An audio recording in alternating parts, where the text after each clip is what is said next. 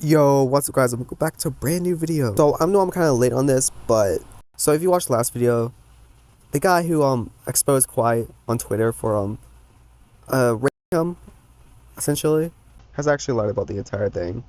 I don't know if it was for clout, I don't know if it was for attention, most likely, but yeah, and Kwite has made a response video about it, and oh my god, it's 1 hour and 30 minutes long. This is like an entire movie. So I'm gonna try to sum it up the best I can. So anyways, let's just begin before we waste any more time.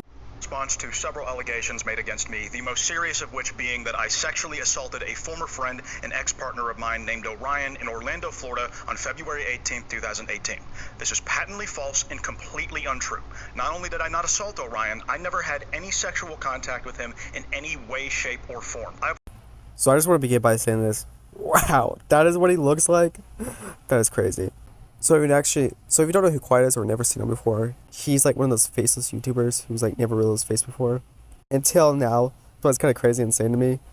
But it does help his case, because if you're guilty of raping someone, why wouldn't you not show your face, you know? Like, you want to keep it hidden. But no, he just straight up shows it. And I think that helps his case a lot. I have a lot of evidence to share backing what I say in this video, including a recording of Orion giving a testimony of this exact interaction from late 2018 that directly contradicts his current version of events. And yes, that is right. He does have so much evidence against Orion. That helped a lot because Orion didn't have no evidence at all. And that was my main concern when I was in the last video, when I was talking about it, was like she had no evidence. Or he, whatever it goes by. So the main allegation that Kwite was getting accused of was when Kwite and Orion were having intercourse in the car, and Orion claims that Kwite didn't stop, but Kwite claims all that happened was they kissed. And I have no idea why Orion would this egregiously and ridiculously fabricate a crime of this magnitude.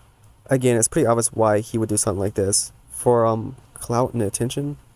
This clip is of Orion describing the same day the assault allegedly took place in a video 4.5 years ago, where he has a very different account of how he felt about that day, even in hindsight looking back at it. Cut to February, where we met up for the second time, and I remember it was February because we went to see Black Panther. It was fun, and I distinctly remember him getting out of my car, but stopping midway and saying, "Just remember, I really care about you," and then closing the door, which made me feel really good because, you know, this was my best friend. We had met up for the second time. He still cares about me. Okay, so why would you describe an event that traumatized you for life fun? And then saying that your rapist said they really cared about you, and that made you feel good. Stuff is not adding up here, man. But in the Twitter longer, you said you were comfortable during that entire time. I did kiss Orion once. That's it. That's all we ever did. Immediately after, I was feeling weird about it. I wasn't exactly enthusiastic about the event in the first place, and I didn't want to go any further with it, so we... Kwite also stated that Orion was the one actually pressuring him to do things, and not the other way around, like Orion claimed. Kwite actually backed up his claim with evidence, unlike Orion. Nah, you can't dodge the smooch. It will find you, and it will smooch when you least expect it. There is no dodging, only smooch. So yeah, these measures prove that Orion was the pushy one. And you can tell he wanted to do more of Kwite, because he basically said, "I'm gonna smooch you when you least expect it." At least that's how I interpreted it.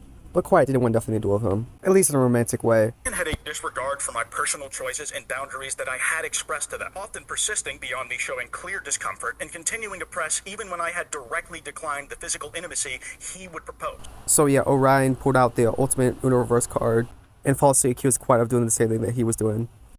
As the video goes on, Kwite would mention his insecurities about his face, private details about his romantic life, like not going past the, smashing part, not going to, like, what, level 4? I don't even know. I guess because he was paranoid. He also shares that he was essayed before, and maybe that paranoia of not going past the smashing part in the relationship was due to that. But yeah, what Orion did was so slimy. One of the worst things you could get accused on the internet, especially if you're a YouTuber, is someone. And Orion needs to understand these allegations are life-ruining, and Kwite's career could have almost ended, but luckily he struck back with some evidence and got everybody on his side again. I think Kwite is innocent. Tell me what you guys think down below. And I also think Orion should go to jail for this, because again, like I said before, this is life-ruining allegations, so I think he should serve some jail time for accusing someone of rape. There's one last thing I want to say before I end the video. When I was making my last video, I thought it was really suspicious that Orion didn't have no evidence that Kwite was doing those things. But yeah, that's it. I'll link Kwite's video down below. You want to go watch that. I'll see you guys next time. Bye.